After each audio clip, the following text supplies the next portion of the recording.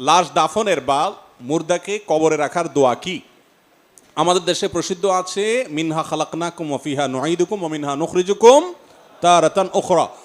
এটা লাশ দাফনের দোয়া হিসাবে যে বর্ণাগুলোতে এসেছে সেই বর্ণাগুলো একটাও বিশুদ্ধতার মানদণ্ডে উত্তীর্ণ নয়, সেগুলোর সনদের অবস্থা খুবই ভয়াবহ।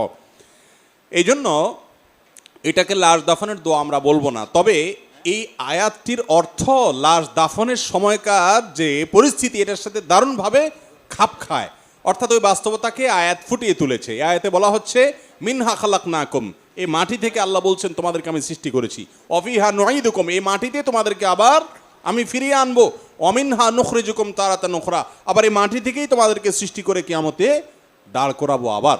তো এই জন্য এই আয়াতের অর্থের সাথে দাফনের পরিস্থিতির মিল আছে, বাট দাফন করার সময় আয়াত পড়তে হবে, সেটি বিশুদ্ধ হাদিস দ্বারা প্রমাণিত নয়। তাহলে কোনটা পড়বেন?